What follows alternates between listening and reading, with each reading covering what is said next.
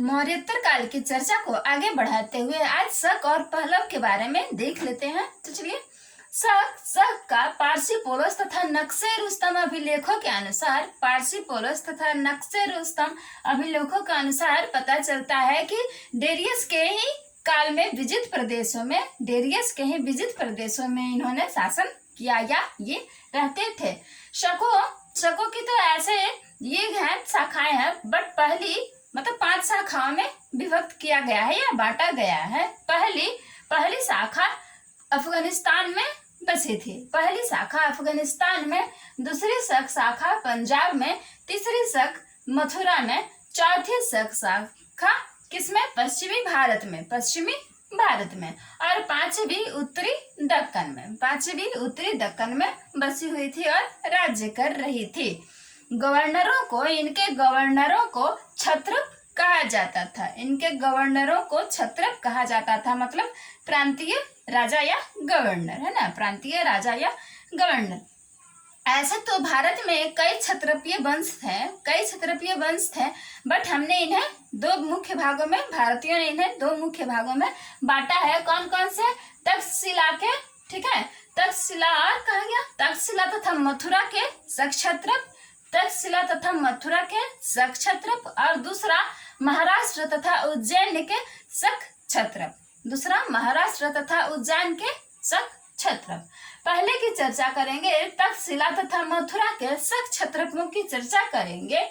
तो तक्षशिला के प्रथम शक क्षत्रप में प्रथम नाम किसका आता है? मोयोज कहे या मोयेज कहे, हाँ, थोड़ा इधर उधर करके बोल लेंगे, मोयेज कहे या मोयोज कहे, पहला इसी का मिलता है तक्षशिला के शक क्षत्रपों में नाम।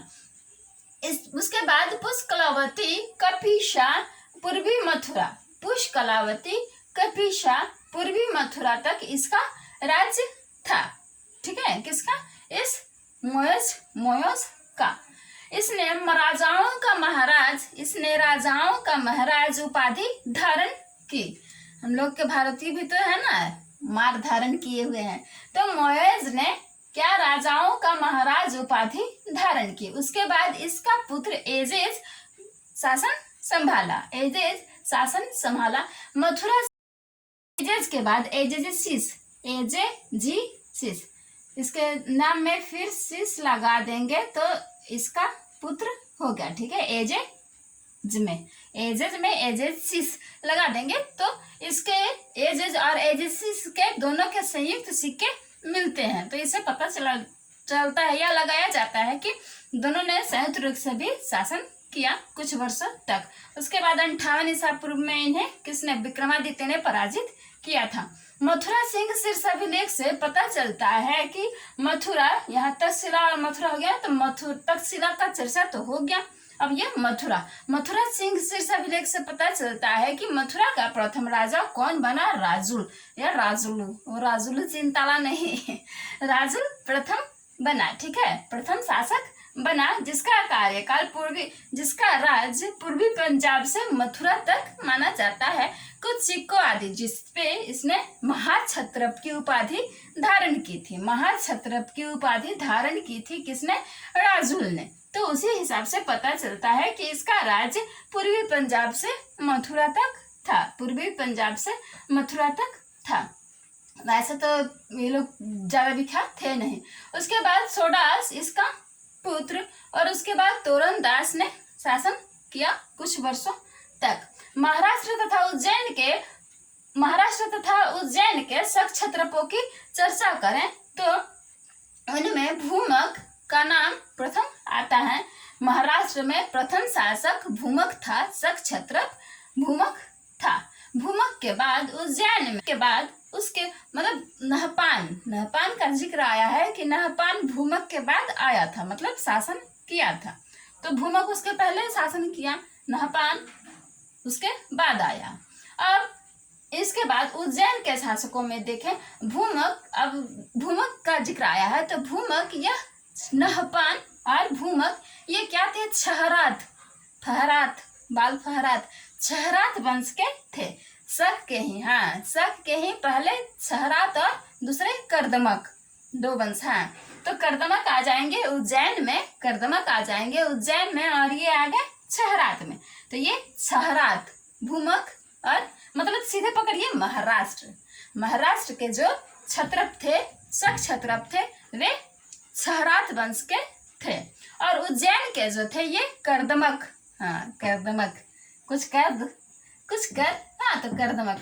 उज्जैन में यशोमती का जिक्र आया है। उज्जैन में प्रथम कर्दमक शासक, कर्दमक वंश का था शक शासक, यशोमती का जिक्र आया है। उसके बाद फिर यह चस्टन पौत्र रुद्रदामन के साथ ये किया है, मतलब चर्चा मिला है सिक्कों आदि से कि इसका पुत्र चस्टन था, जिसने अपने पौत्र रुद्रदामन के साथ मिल करके क्या किया है, शासन चलाया है।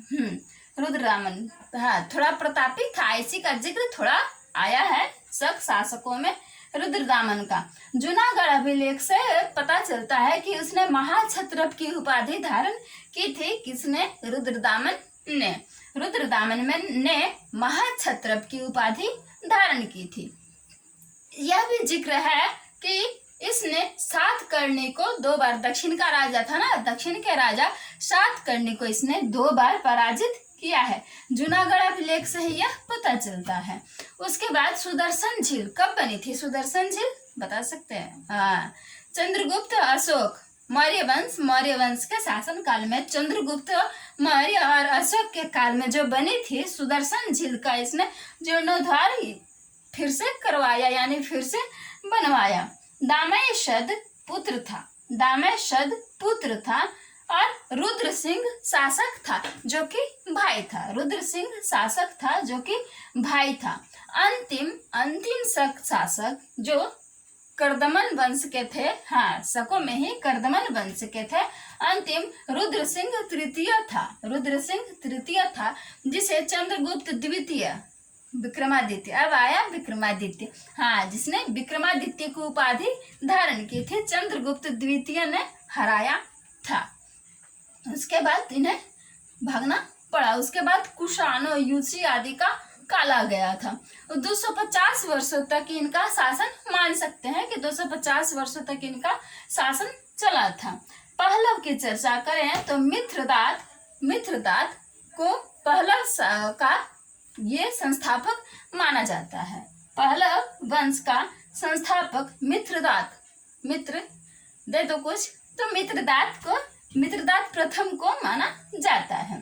उसके बाद वोनोनेज स्पेलिरस, थोड़ा मुंह तो घूमेगा, वोनोनेज स्पेलिरिस, गोंडोफर्निज आदि का भी जिक्र आता है। गोंडोफर्निज के ही काल में, इसी के काल में कौन आया था? प्रथम ईसाई धर्म प्रचारक आए थे ना, सेंट थॉमस कहें या संत थॉमस, जो भी कहें, जिनकी मद्रास के समीप म्यालपुर में हत्या कर दी गई थी। म्यालपुर में हत्या कर दी गई थी। इसी के काल में, गोंडोफर्निज के ही काल में आया था। ईसाई धर्मों के अनुसार इसे संपूर्ण भारत का राजा कहा गया है। ईसाई धर्म ग्रंथों के अनुसार इसे संपूर्ण भारत का राजा कहा गया है। गोंडोफर्निज के ही काल में यहाँ आया ना, गोंडोफर्निज के ही काल में सेंट थॉमस भारत आया था, जिसकी हत्या मद्रास के म्यालपुर के निकट कर दी गई थी। अब जो भी बोलो जैसे भी दिमाग में केवल हटना चाहिए। तो यह है पहलव।